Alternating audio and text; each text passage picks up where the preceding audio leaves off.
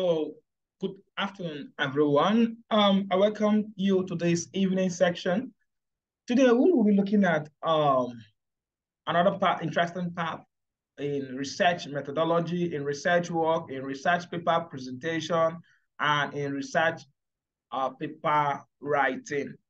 That is very interesting part. So I am Ezra Royeka. I will be taking you on that. Okay. We'll be looking at background to the study, and also the statement of the problem. It's a certain academic work that are given 1.1 or 1.2. Okay, so what is background to the study? The background of a research study provides context and justification for the research questions or problem being investigated. It typically includes the following characteristics and content. So the background of the study gives the reader an overview of what the problem is all about and why the person wants to go into the work. So it is usually good for before you engage in research work or thesis or dissertation, that as a student, you should have gone through several literature works related to your own work. From there, you will be able to identify gaps, problems, methods that we are used, so that when you are now writing the background, you'll be able to point out a gap and be able to prove how your work would help close that gap. Okay, so that is the context and justification. Take, for example, the research topic, attitude, knowledge, and perceptions of mothers about family planning in Abo Ndokwa East local government area, Delta State, focuses on exploring the attitude, knowledge, and perceptions of mothers in Abo towards family planning. The context here is the word family planning, and the variables of interest is the attitude, knowledge, and perception. We're trying to study the attitude and knowledge while observing the behavior use of what? Family planning devices. Okay, so now you see we are not, the reader will be able to understand. You have to prove to the reader that you going to this work, there is a justification for it, that it's what you reading. Okay. Now, say the background of the study would provide context and justifications for the research question. Remember, background is connected with the statement of the problem, as we're going to prove it in this teaching. And statement of the problem is connected with research objectives, and research objective is connected with the research questions, because the research objective contains what is to be achieved, but the problem is what informed the development of the objective. So in your background, you must introduce that problem and why necessary it is for you to go into the work. So the background of the study would provide the context and justification for the research questions. It could include information on the importance of family planning in promoting maternal and child health, reducing poverty, and improving the overall well-being of families. Okay, so now at the background, now he tried to give us the context, the importance of family planning. You see, the context of this work is what? Family planning. And he's now trying to relate it to the importance of family planning in maternal and child health. You see the context. It could also highlight the challenges, as the writer can also start by telling us the challenges and barriers people are facing in order to get family planning services. Okay, so it could also highlight the challenges and barriers to accessing family planning services in the study area, such as cultural and religious barriers, lack of information, and limited access to healthcare facilities. So the background should begin with a brief introduction that provides an overview of the research problem. See, so whenever you are writing the background of a study, you should provide a brief introduction of the research problem. And in this example given, the research problem there is the effects that might likely happen when this community fails to use family planning. And that's the problem. It could lead to abortions. It could lead to unplanned pregnancies when they are not using family planning service. It could also lead to giving birth with shortest interval. That's a public health problem, and it's a social problem. So in every of the background, first thing is to introduce briefly the research problem. Okay, the research problem. And it is the research problem that informs the research objectives. And then when you have introduced your research problem or the research objective, you have to also go further to say or to tell us why it is important to investigate by citing other literature. So you can only do this by giving us evidence-based, because in background, you must state what other persons have found. And that is some problem, because we need evidence, okay? And then why it is important to investigate. That's one thing you see at the first paragraph of every background to the study. The next is historical context. You also have to tell us the historical context of that problem. Since we've been talking about, you can go by historical telling about maternal health, how family planning have evolved over time from use of pastries, use of nylon, or use of herbal remedies in the olden days. So you have to bring the historical context. Okay, so the background should provide a historical context for the research problem or question. Remember, you have made an introduction of the problem and why it is necessary. Historical context. You have to include any relevant past researches or theories that have been developed. Okay? Its evolution over what time, how it has evolved over time. For example, when providing a historical context in the background of a research study, it is important to explain how the research problem or question has evolved over time and the relevant past research or theory that have been developed. For example, let's say a researcher is conducting a study on the impact of social media on mental health. In the introduction to the background, the researcher would provide a historical context by discussing the evolution of social media and mental health research over time. You have to tell us how social media began, okay?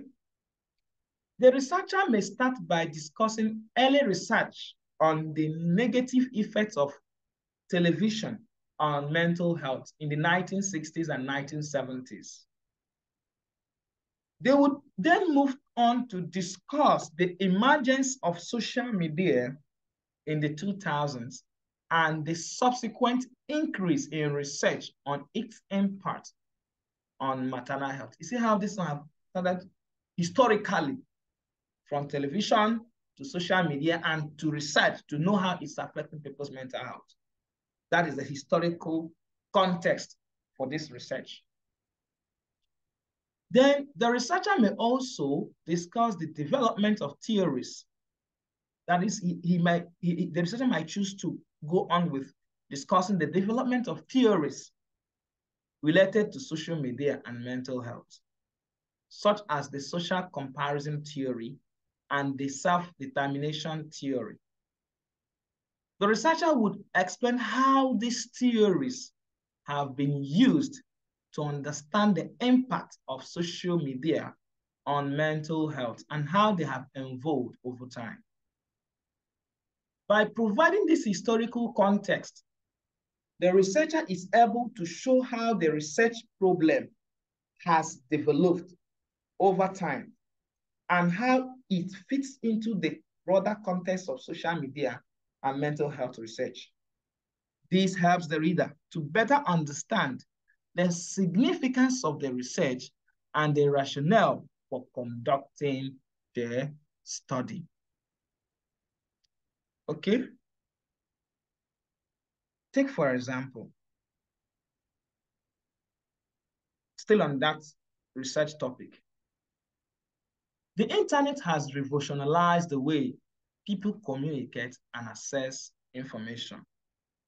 It has also had a significant impact on political perception.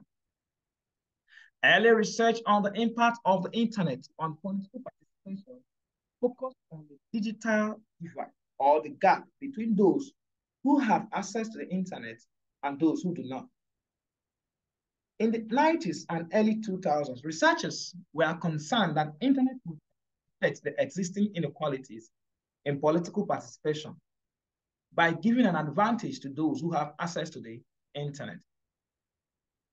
However, as internet access became more widespread, researchers began to focus on the positive impact of the internet on political participation. In the mid-2000s, research began to study the impact of social media on political participation, finding that social media platforms like Facebook, Twitter, could be used to mobilize political action and increase political engagement. More recent research has focused on the impact of the internet on political polarization and the spread of misinformation. Some researchers have argued that the internet has contributed to the rise of political polarization by allowing people to self-select into ideological echo chambers. Others have argued that the internet has facilitated the spread of misinformation and fake news, which can have a negative impact on political participation. You see how this writer now started telling us the importance of internet and how it began, the researches, and what have surrounded it. Here now, he's trying to throw you into understanding the problem and how that problem has evolved over time and what have been done. So one thing that is lacking is that there was no citations. In your own work, you must cite the sources of the information you are using. Another part in background of the study is current state of knowledge. We call it current state of knowledge. In the background of a study, you must provide this. The background should summarize the current state of knowledge on the research problem or question, including any gaps or limitation in the existing research. For example, let's say a researcher is interested in studying the effect of social media on mental health. In the background section of their research paper, the researcher would summarize the current state of knowledge on this topic. So first, you are going to introduce it. Second, you talk about the historical. Thirdly, you talk about the current state of knowledge about that problem. So he might begin by a brief history of social media and its widespread, which we've done. Previous research studies that have investigated the relationship between social media. The findings of these studies, including any evidence of positive and negative correlation between social media and use of mental health. Then he will proceed to any gaps or limitations in existing research, such as lack of studies on specific population, or a need for more longitudinal studies to track the long-term effect of social media and on mental health. For example, the researcher might cite a study that found a positive correlation between social media and use and depression in teenagers. But note that this study only looked at a smaller sample size and did not control for other factors that could contribute to depression. Okay, so what I'm trying to say, by summarizing the current state of knowledge on the research problem question, including any gap, here now, you're trying to identify the gap. The gap here is that the research, yes, have been carried out on social media use and depression in teenagers, but maybe the person only did it in a smaller population. So therefore, it's a gap. So before we can conclusively say this is this, we should do with a larger population. So that's not using a larger population is a gap. Or even the methodology the person used is also what? A gap. So by summarizing the current state of knowledge on the research problem or question, including any gap or limitation in existing research, the researcher can provide context for their own study and demonstrate the need for further research in this area. And the last part of background to the study is a brief introduction of the variable. Remember, we've been able to look at the introductory part, where you are going to just make the reader to understand the context of what you are looking at, which we use family planning to cite. Then, and also provide justification for your research. This justification can be in form of statistics that 10,000 persons have died due to what? Abortion. You see, that now so it justifies you going into studying their knowledge towards family planning. Then after the introduction, the next you move is the historical, how the family planning began. Talk about it, citing literatures from different authors. Then you proceed to what? Current state of knowledge about family planning. Currently, we now have LAC, which is long-acting reversible contraceptive devices, which has fewer side effects and give 99.9% protection. That is current state of knowledge. It could also be challenges too. Can also be the current state of knowledge. Then, finally, you end it up by introducing the variables. In that research, the variables were knowledge, attitude, and use. And perception. So let's say a researcher is interested in studying the relationship between exercise and stress level. In the introduction to the background section, the researcher would provide an overview of the topic and introduce the variables they will be studying. Take, for example, the research topic, the impact of exercise on stress level for overall health and well-being. This might include, the researcher would then provide a brief introduction of these variables. Okay, exercise. The researcher might define exercise as any physical activity that raises the heart rate and promotes health and fitness. He also might explain that exercise has been shown to have numerous physical and mental health benefits, including reducing the risk of chronic diseases and improving mood and cognitive function with citation, where he got the information. Then you now move further to talk about the second variable, which is stress level. The researcher might also define stress as the physiological and psychological response to stressors and all that. By providing a brief introduction of variable, the researcher can help the reader understand the specific aspect of the topic that they will be studying and why they are important to investigate. This can also help the reader understand the context of the research and how it fits into the broader field of study. So, in summary, when you are writing a background to the study of any work, the three components include: one, you have to talk about the context. You have to discuss the context and justification. You must give us the idea of what we are looking at.